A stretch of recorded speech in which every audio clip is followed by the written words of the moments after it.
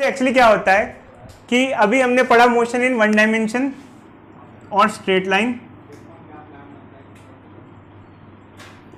One dimension motion या straight line motion में क्या होता है, बॉडी सिर्फ आगे या पीछे जाती है, एक ही लाइन के अलॉन्ग मूव करती है, या ऊपर या नीचे मूव करती है। जबकि टू डायमेंशन में क्या होता है, इसमें बॉडी जैसे वन डायमेंशन में एक ही एक्सिस होगा, आइदर एक्स एक्सिस और वाई एक्सिस।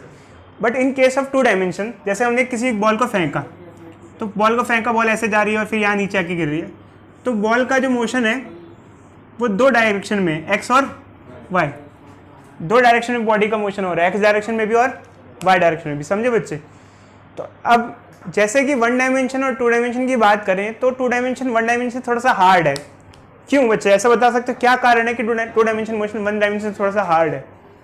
टू डायमेंशन मतलब कि दो एक्सिस के अलॉन्ग, ये एक प्लेन, देखो इसे प्लेन कहते हैं, ये क्या होता है, पूरा एक प्लेन होता है, प्लेन सरफेस है ना, ये थोड़ा सा इसको स्टडी करना हार्ड है कंपैरेटिवली। क्यों?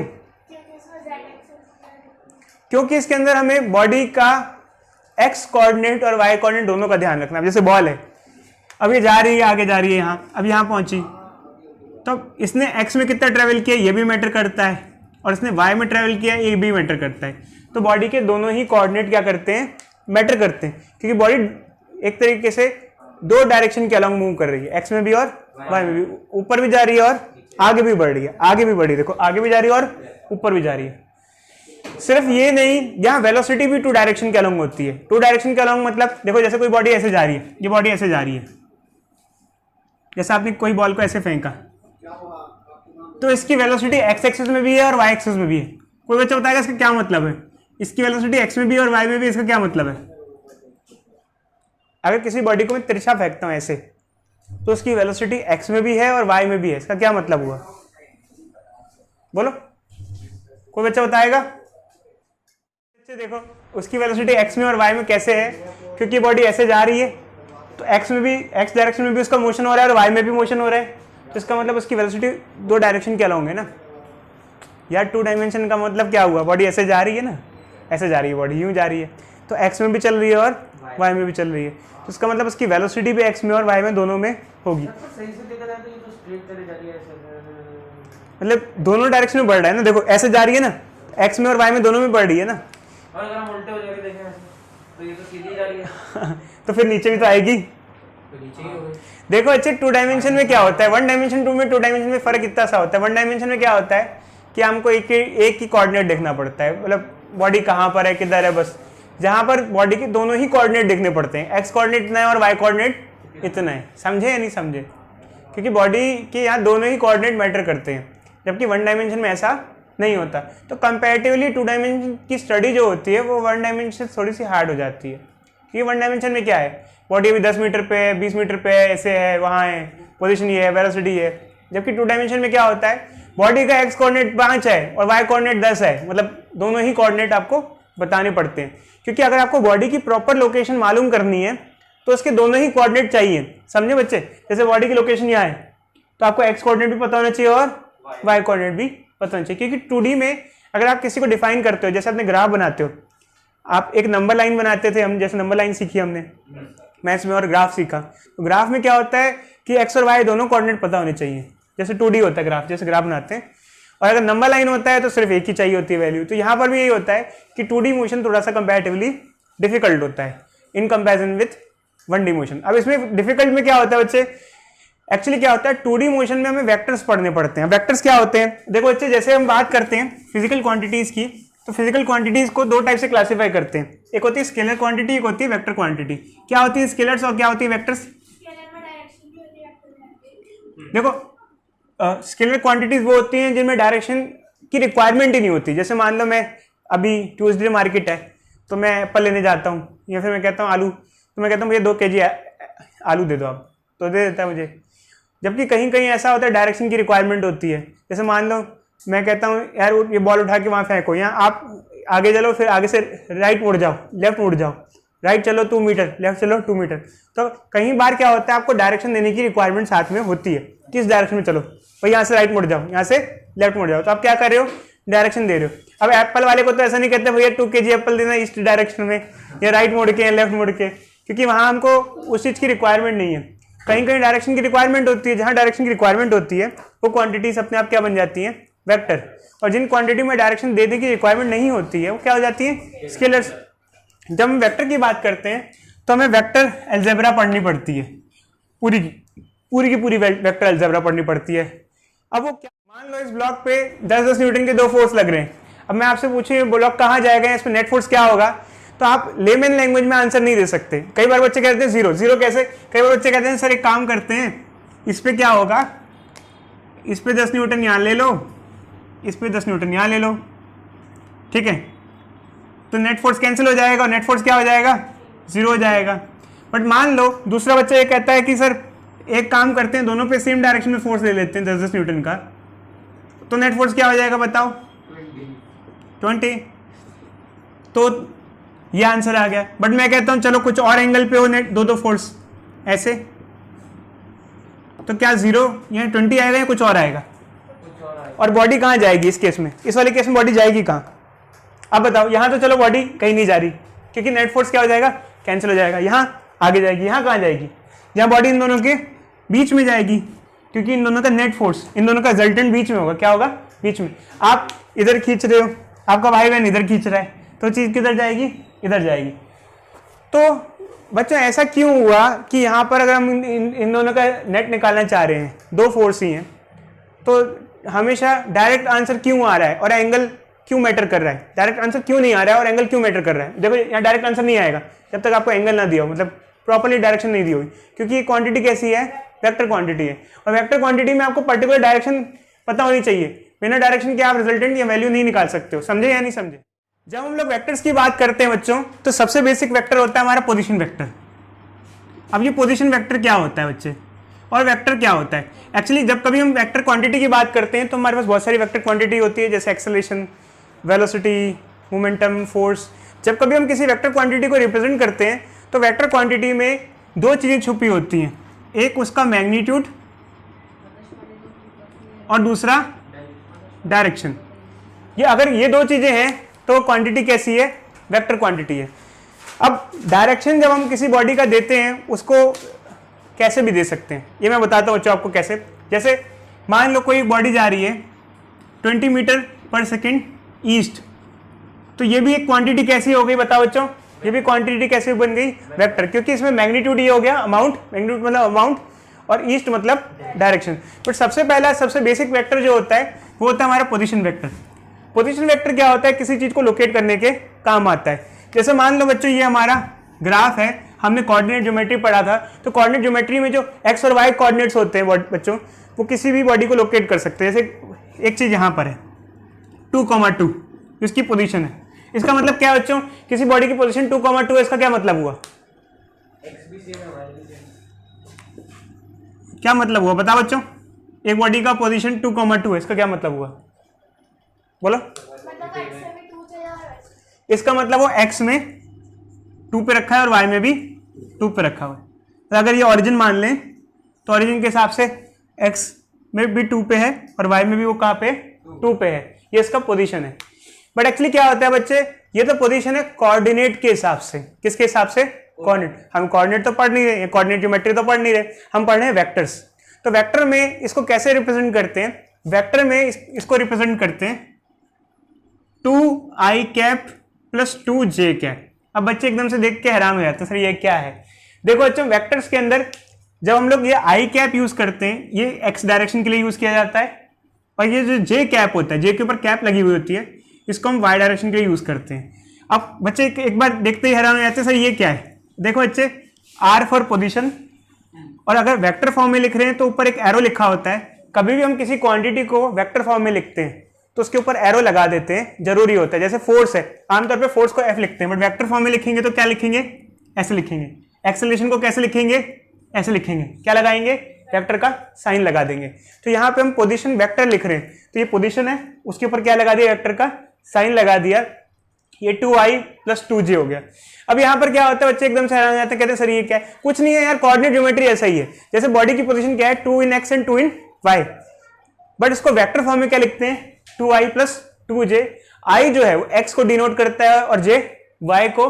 वैसे तो हम 3D नहीं पढ़ रहे, बट z को जेड के लिए हम के कैप यूज करते हैं, आई कैप, जे कैप, और जेड के लिए के कैप। हाल फिलहाल अब इसका यूज नहीं आएगा क्योंकि हम अभी के जेड एक्सिस तक नहीं जा रहे। तो देखो अच्छा, अभी अगर हम कहें ये पार्टिकल है, इसकी पोजीशन ये ए पे रखा है, इसकी पोजीशन है 2,2, तो इसका पोजीशन वेक्टर क्या होगा 2i प्लस 2j।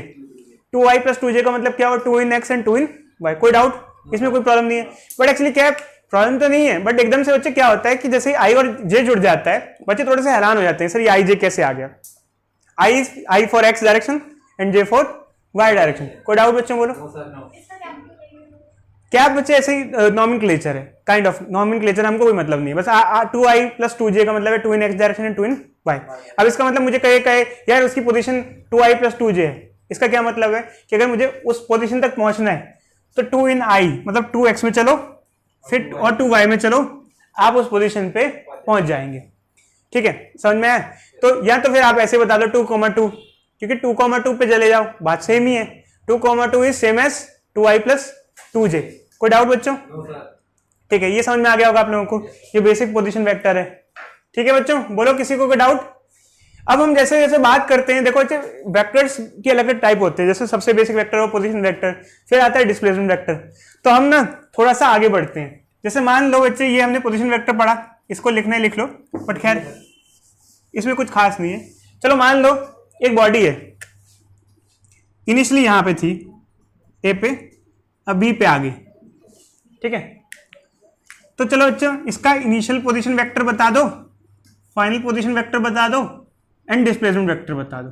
अब अगर आप मुझसे पूछो डिस्प्लेसमेंट क्या होता है तो मैं बता देता हूं बच्चों, डिस्प्लेसमेंट होता है final position minus initial position. ये डिस्प्लेसमेंट का फॉर्मूला होता है। आप किस पोजीशन पे पहले थे, जैसे मान लो आपसे पूछा जाए आप में कितना इंप्रूवमेंट आए, तो आप कैसे बताओगे? मैं पहले ऐसा था फिर ऐसा हो गया। जैसे उसमें नहीं बताते हम जो आजकल ऐड आती है, पहले मैं बहुत मोटा हुआ करता था, उसके बाद मैंने ये बेल्ट पहनी और मैं पतला हो गया। तो कंपैरिजन करते हैं ना अच्छे। तो ये तो डिस्प्लेसमेंट क्या होता है? Final position minus initial position, पहले बाद में और पहले का डिफरेंस। तो चलो बच्चे बताओ क्या होगा इसके अंदर, हर चीज क्या होगी, जल्दी बताओ, बोलो।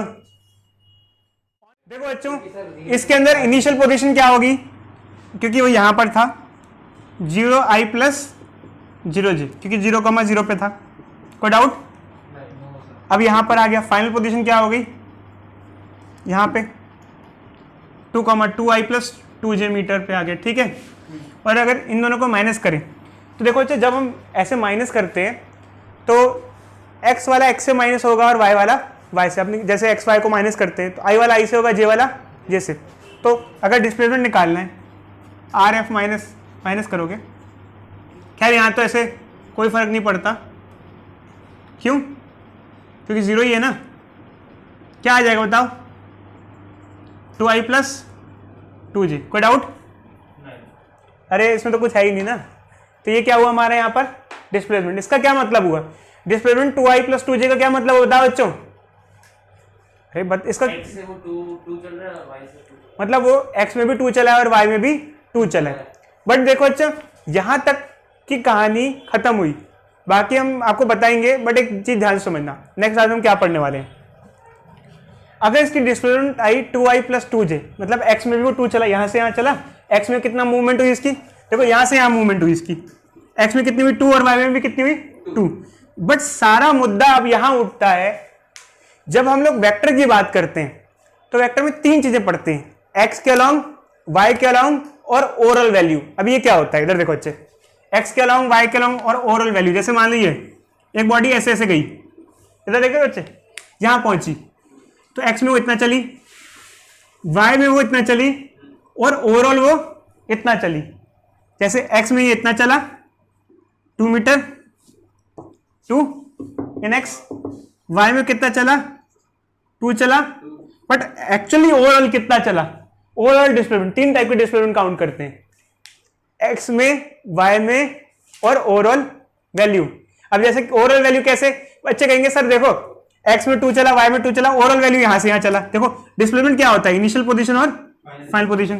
तो आप कहोगे सर ये इनिशियल है ये फाइनल है, ये निकाल लो सर। तो कहोगे सर ये लगा दो सर, एक काम करो पाइथागोरस थ्योरम लगाओ। क्या क्या लगाओगे? Pythagoras theorem. x में 2 y में 2, ये कितना आएगा, हाइपोटेन्यूज का स्क्वायर क्या होता है, परपेंडिकुलर का स्क्वायर प्लस बेस का स्क्वायर, तो क्या आ जाएगा ये 2 का स्क्वायर 4 प्लस 4 क्या आ जाएगा 8, तो h स्क्वायर क्या आ जाएगा 8, तो h क्या हो जाएगा अंडर रूट 8, इसको क्या लिखोगे 4 इंटू 2 क्या आ जाएगा 2√2 मीटर। तो अब यहां पर 3 चीजें डिफाइन की जाएंगी, क्या x में 2 चला, y में 2 चला, बट ओवरऑल उसकी डिस्प्लेसमेंट क्या हुई 2√2, क्योंकि ओवरऑल डिस्प्लेसमेंट जो होती है वो इनिशियल और फाइनल का सेपरेशन होता है, डिस्टेंस नहीं कह रहे बच्चे। कई बार बच्चे कहते हैं सर 2 + 2 4 हुआ ना, 2 यहां चला 2 वहां चला, वो नहीं, एक होता है डिस्टेंस, एक होता है डिस्प्लेसमेंट। हम क्या बात कर रहे हैं डिस्प्लेसमेंट की। डिस्प्लेसमेंट क्या होता है, इनिशियल और फाइनल के बीच का सेपरेशन। अब देखो अगर वो 2i और 2j चला, मतलब x में 2 चला y में 2 चला, अब यहां से यहां आया, तो यहां से यहां की दूरी कितनी हुई, ओवरऑल दूरी कितनी हुई 2√2। तो हम यहां 3 चीजें पढ़ते हैं जब 2 डायमेंशन पढ़ते हैं, x में कितना चला, y में कितना चला और ओवरऑल कितना चला। समझे बच्चे या नहीं समझे, आई बात समझ में। तो ये है हमारा आगे का। तो नेक्स्ट बॉडी का मोशन हुआ तो 2i 2j का मतलब ये है कि x में बॉडी का डिस्प्लेसमेंट, x डायरेक्शन में बॉडी का डिस्प्लेसमेंट हुआ 2 मीटर, y डायरेक्शन में बॉडी का डिस्प्लेसमेंट हुआ 2 मीटर। बट ये ओवरऑल डिस्प्लेसमेंट नहीं है। ओवरऑल डिस्प्लेसमेंट कितना है, देखो ओवरऑल बॉडी यहां से यहां पहुंची, यहां से यहां, तो डिस्प्लेसमेंट क्या होता है, इनिशियल और फाइनल के बीच का सेपरेशन। तो ये देखो अगर हमको निकालना है, क्या निकालना है हमको, ये निकालना है, तो ये हाइपोटेन्यूज निकालनी है, कितनी होगी हाइपोटेन्यूज, ये हो गया 2√2, ठीक है।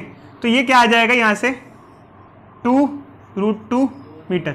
x में 2 चला, y में 2 चला और ओवरऑल कितना चला 2√2 चला। अब सारी कहानी चालू होती है 2√2 से। अब ये 2√2 का क्या सिग्निफिकेंस है, देखो 2 डायमेंशन मोशन में हम x के लॉन्ग अलग पढ़ते हैं, y के लॉन्ग अलग पढ़ते हैं और ओवरऑल वैल्यू अलग पढ़ते हैं। 2√2 इसकी ओवरऑल डिस्प्लेसमेंट है, क्या है बच्चों, ओवरऑल डिस्प्लेसमेंट है। बट एक्चुअली क्या है, यहाँ हम इस चीज को 2√2 ओवरऑल डिस्प्लेसमेंट बोल रहे हैं, बट हमको इसको वेक्टर की लैंग्वेज में इसका मैग्नीट्यूड बोलते हैं, मैग्नीट्यूड ऑफ डिस्प्लेसमेंट। अब ये क्या होता है बच्चों, देखो जैसे यहां पर हमने क्या किया, यहां पर हमने कहा कि डिस्प्लेसमेंट इतनी थी, मतलब x में 2 थी y में 2 थी, हमने ओवरऑल निकालने के लिए पाइथागोरस लगाई, क्या लगाई, पाइथागोरस की x में 2 थी y में 2 थी तो ये कितना होगा 2।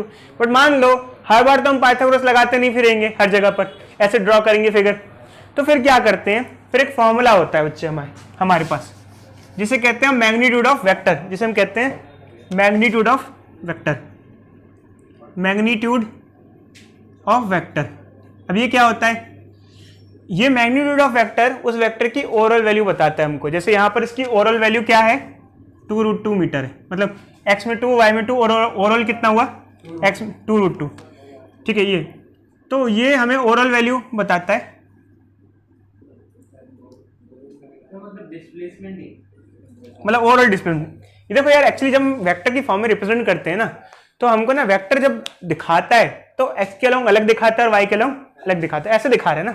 क्या इसमें आपको ओवरऑल वैल्यू सामने दिख रही है, क्या अभी आंखों में सामने ओवरऑल वैल्यू दिख रही है बिना कैलकुलेशन के, आपको तो ये बता रहा है कि बॉडी यहां से चल रहा है कि x में 2 चली और y में, बट ओवरऑल वैल्यू नहीं दिख रही, तो आपको निकालनी पड़ती है, क्या करनी पड़ती है, निकालनी पड़ती है। तो कैसे निकालेंगे भाई, कैसे निकालें इसको, तो इसे कहते हैं मैग्नीट्यूड ऑफ वेक्टर। जैसे कोई एक वेक्टर है, मान लो ये axi प्लस ayj, इसका मैग्नीट्यूड निकालना है। जब कभी मैग्नीट्यूड की बात करते हैं ना किसी भी वेक्टर का, तो उसके लिए ऐसा 2 एरो लगा देते हैं, ऐसा वेक्टर तो लिखते हैं, उसके 2 डंडे लगा देते हैं।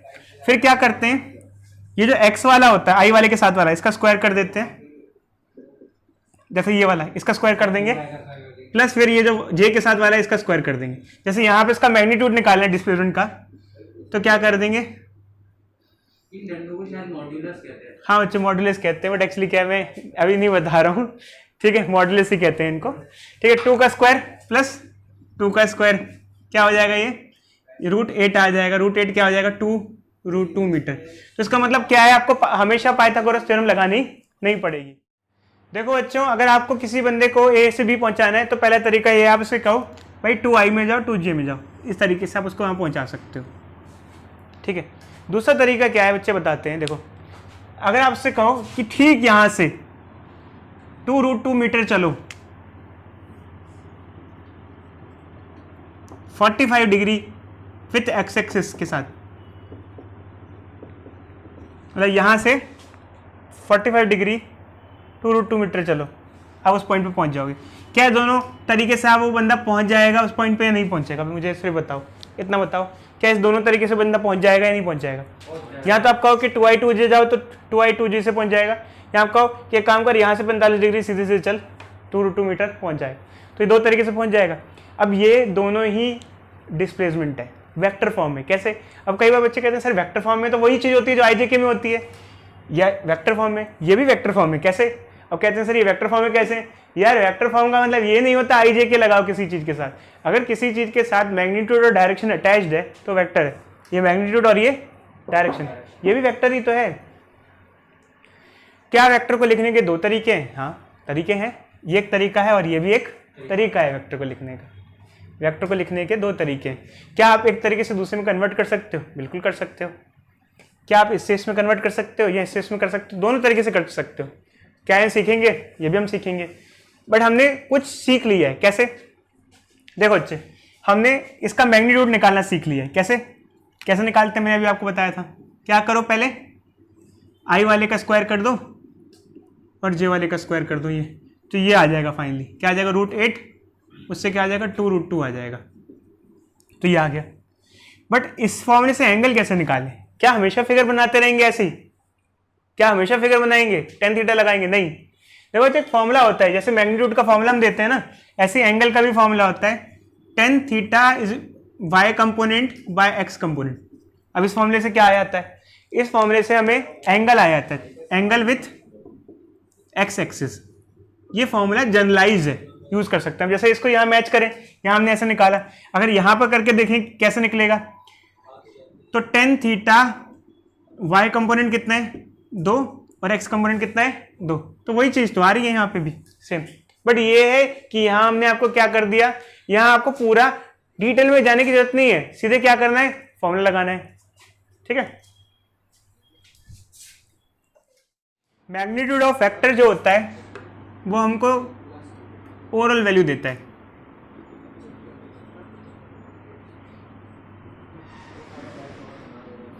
जैसे कि कोई एक वेक्टर है जी, AXI प्लस AYJ, इसका मैग्नीट्यूड हम कैसे निकालेंगे?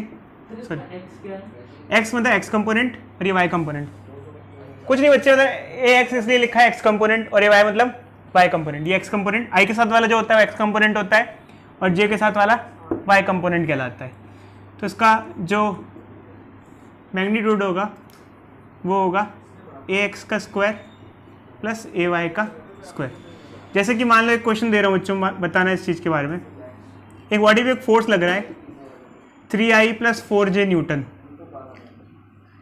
तो नेट मैग्नीट्यूड ऑफ फोर्स बता दो। बताओ बच्चों जल्दी से क्या होगा?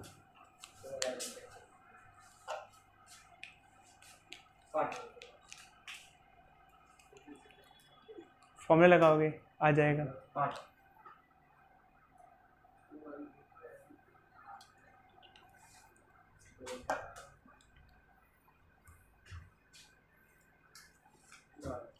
देखो अच्छे, इसका फॉर्मूला लगा देंगे हम मैग्नीट्यूड का। क्या हो जाएगा?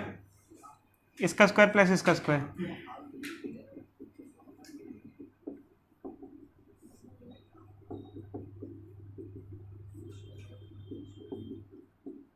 न्यूटन आ जाएगा। इसका क्या मतलब है? 3I 4J और 5 न्यूटन, इन तीनों चीजों का क्या क्या मतलब है आपस में? बोलो। x पे 3 न्यूटन लग रही है और y पे 4 न्यूटन लग रही है, और जो नेट फोर्स है वो 5 न्यूटन। IJ नहीं लेते अच्छे, IJ तो सिर्फ एक डायरेक्शन के लिए होता है। देखो अच्छे, ये 3I प्लस 4J और ये 5 का क्या शो कर रहा है? ब्लॉक है ऐसे मान लो, ठीक है। इस पे x पे लग रहा था 3 न्यूटन, y में लग रहा था 4 न्यूटन, ऐसे कुछ। और ये 5 क्या, इन दोनों का जो कंबाइंड इफेक्ट होगा वो 5 न्यूटन के बराबर होगा। इन दोनों का combined effect of these two will be 5 Newton.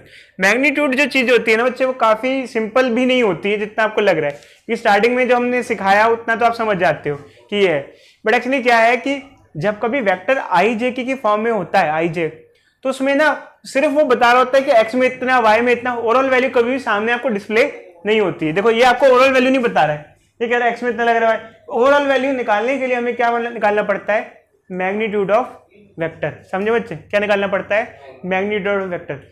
समझे बच्चे, जैसे मान लो हमने लास्ट क्वेश्चन ही दिया था आपको, जैसे डिस्प्लेसमेंट हमने आपको दी कि 2i + 2j हुई, तो x में 2 ही, y में 2 ही, बट ओवरऑल डिस्प्लेसमेंट क्या हुई, आपने जब निकाला तो क्या ही, 2√2 मीटर। तो 2 डायमेंशन में यही चक्कर होता है, x के लॉन्ग अलग, y के लॉन्ग अलग, और ओवरऑल वैल्यू अलग पढ़नी पड़ती है। ये समझ में आया आपको, इसे कहते हैं मैग्नीट्यूड ऑफ वेक्टर। देखो बच्चों, जब हम लोग मैग्नीट्यूड ऑफ वेक्टर पढ़ते हैं उसके बाद हम एक टर्म और एक चीज और डिस्कस करते हैं। मैं इसको मिटा देता हूँ, ये बहुत स्टेप्स में पढ़ते हैं, जब हम वेक्टर की पढ़ते हैं ना तो काफी स्टेप्स में पढ़ते हैं। देखो अच्छे, वेक्टर्स का मतलब ये सिर्फ नहीं कि आप आई जे के फॉर्मेट में लिख रहे हो। वेक्टर हर चीज वो होती है जिसमें मैग्नीट्यूड और एंड डायरेक्शन हो,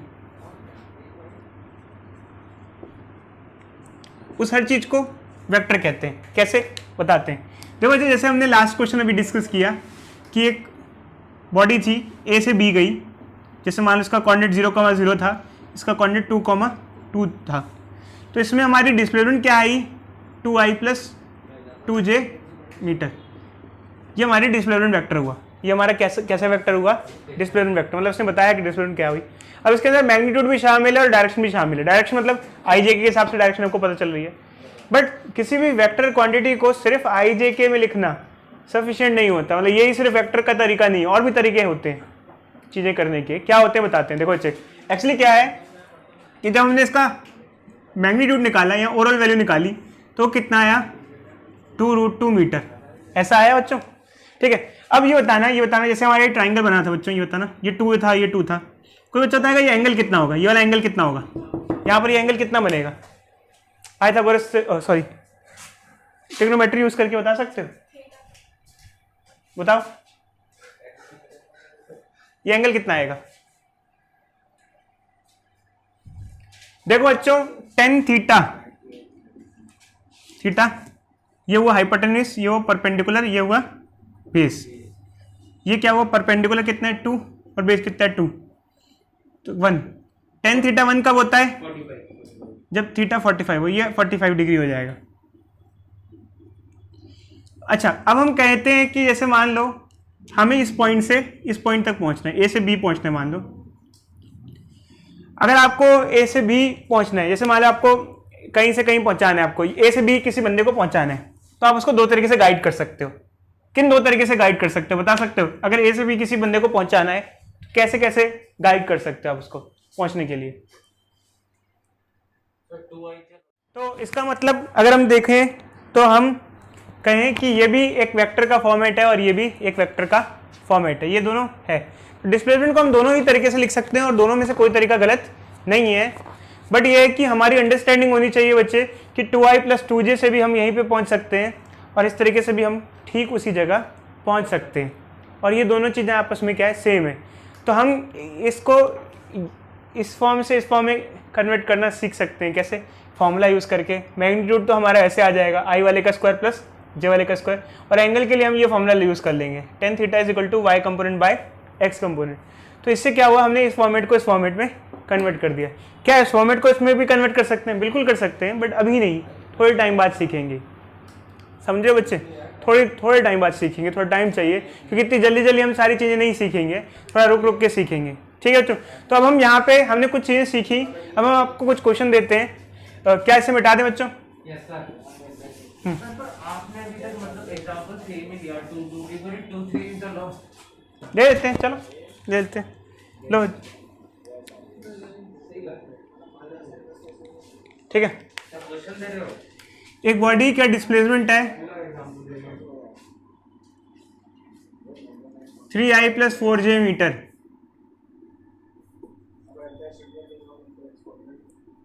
find magnitude and direction of displacement. अब मैग्नीट्यूड डायरेक्शन में क्या पूछ रहे हैं, मैग्नीट्यूड मतलब ओवरऑल वैल्यू और डायरेक्शन मतलब कितने एंगल पे है, कितने एंगल पे है ये बताना है आपको।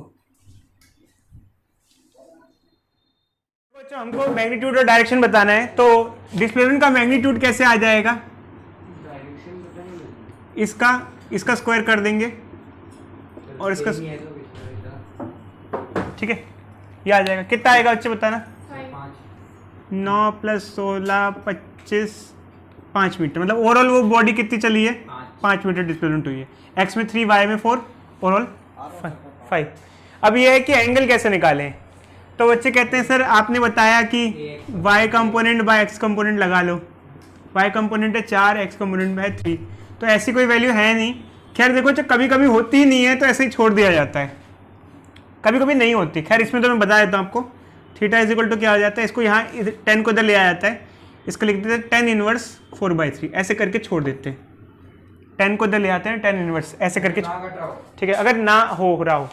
बट एक्चुअली क्या है, ये वाली थोड़ी सी केस है, ये वाला मैं बता देता हूँ आप लोगों को कि कभी ना हो तो आप छोड़ देना, बट ये थोड़ा केस है, एंट्रेंस वगैरह में काम आता है इसलिए बता रहा हूँ। एक ट्राइंगल होता है बच्चे 3, 4, 5 वाला, ये सीबीएसई में काम नहीं आता है, एंट्रेंस में काम आता है, इसलिए मैं बता रहा हूँ। चाहे आप नीट दो या चाहे जो भी एंट्रेंस एग्जामिनेशन दो, ये 3, 4, 5 वाला ट्राइंगल होता है, ऐसा कोई ट्राइंगल सा बनता है, ये 3 होगा, 4 ये होगा और ये 5 ये होगा। तो बच्चे इसमें क्या होगा, 10 37, अगर 37 लोगे एंगल, ये बेस हो जाएगा और ये परपेंडिकुलर हो जाएगा, ठीक है, एंगल के सामने वाला बता रहा हूँ बच्चे, बता रहा हूँ, निकालना नहीं सिखा रहे हैं। एक ट्राइंगल होता है 3, 4, 5 वाला, एंट्रेंस के लिए काम आता है ये ट्राइंगल। 3, 4, 5 मतलब एक साइड 3 होती है, एक साइड 4 होती है, एक साइड 5 होती है, तो उसमें हमें कुछ चीज़ें देखने को मिलती हैं। जैसे इसमें 10 37 क्या हो जाएगा, परपेंडिकुलर बाय बेस 3/4 ये होता है, समझे। और अगर मान लो अगर हम 10 53 ले रहे हैं, अच्छा 10 53 कैसे निकालेंगे बच्चे बताओ, अगर एंगल ये लेंगे, थीटा इसको ले लेंगे, थीटा इसको ले लेंगे, अगर थीटा ये लेंगे तो थीटा के साथ वाला बेस होता है, ये बेस हो जाएगा और सामने वाला परपेंडिकुलर हो जाएगा। तो 53 10 थीटा होता है परपेंडिकुलर बाय बेस 4/3, ये वैल्यूज आती हैं। सिर्फ इसके लिए नहीं बच्चे, सबके लिए काम आती है। मतलब कि इस ट्राइंगल से sin 37, cos 37, cot 37, tan 37, sin 53, cos 53, tan 53, cot 53, इनकी वैल्यूज मिलती हैं, जो कि खैर एक स्पेसिफिक केस है जो कि एंट्रेंस वगैरह में काम आता है। उसके अलावा इसका कोई यूजेस नहीं है, मतलब एंट्रेंस वगैरह के अलावा सीबीएसई में कोई यूजेस नहीं है। खैर हाँ, इस केस से मिलता जुलता था तो हमने बता दिया, वरना अगर कभी कभार नहीं होता तो नहीं भी बताते। बट एक्चुअली क्या है कि यहाँ पर हमारा इससे काम चलता है, जरूरी नहीं केस हो, ये तो सिर्फ इस केस से डील कर रहे हैं, तो यहाँ हम यूज कर सकते हैं। कैसे 10 53 की जाता है 4/3, तो क्या एंगल कितना आ जाएगा 53। वो तो एक केस है। अच्छा वो एक केस मैंने डिस्कस किया, तो इसी बहाने मैंने आपको 3, 4, 5 वाला ट्रायंगल बता दिया जो एंट्रेंस में काम आ जाएगा। आई बात समझ बच्चों? तो थीटा हम 53 डिग्री मान लो बच्चों कोई एक बॉडी है, इसकी जो वेलोसिटी है और उस बॉडी की वेलोसिटी है 2i + 5j metre per second. तो इसका मतलब बॉडी जैसे ऐसे जा रही है, मतलब बॉडी 2 डायमेंशन में जा रही है। 2 डायमेंशन मतलब कि देखो अगर सिर्फ x में होता तो ऐसे जा रही होती, सिर्फ i होता, सिर्फ j होता तो y ऐसे जा रही होती, और ये है तो ऐसे जा रही है बॉडी, ऐसे चल रही है, ठीक है। इसका क्या मतलब हुआ? इसका मतलब हुआ 2 metre per second in x direction and 5 metre per second in y direction, ठीक है। तो जैसे मान लो बच्चे कोई एक इंस्टेंट है 2 मीटर पर सेकेंड, मतलब कि 2 मीटर 1 सेकेंड में, और 5 metre per second 5 metre 1 second में। जैसे मान लो आप देखो, जैसे आप कुछ देखो यहाँ है, 1 सेकेंड बाद बॉडी यहाँ पर आ गई, 1 सेकेंड बाद, तो 1 सेकेंड बाद जो बॉडी चल गई होगी वो x में कितना चल गई होगी? 2 मीटर। x में कितना चल गई होगी? 2 मीटर। मतलब ये कितना हुआ होगा? 2 मीटर। और y में कितना चल गई होगी? 5 मीटर। बट क्या बॉडी ओवरऑल 2 या 5 चली है, ओवरऑल कुछ और चली होगी? ओवरऑल जो चली होगी वो इसके मैग्नीट्यूड से आएगा। मैग्नीट्यूड क्या आएगा इसका? 4 + √29, करीब करीब कितना हो गए? 4 5 5.5 के आसपास हो गए शायद, पता नहीं, देखो जैसे लेटेस्ट टेक ले लेते हैं, ऐसे हो गया, वहाँ भी मुझे नहीं पता, नहीं मुझे वैल्यू याद है, तो ये मान लेते हैं 5.5 है लेटेस्ट टेक, तो इसका मतलब ओवरऑल अगर एक्स में 2 चल गई, वाई में तो ओवरऑल कितनी चल गई होगी, 5.5 मीटर चल गई होगी, मतलब क्योंकि ओवरऑल वैल्यू जो मैग्नीट्यूड है वो 5.5 मीटर पर सेकेंड, मतलब 5.5 मीटर इन 1 सेकेंड चल रहा है। ये बात समझे या नहीं समझे आप इसके बारे में? तो ये चीज़ें हैं बच्चे, हमें सब काफ़ी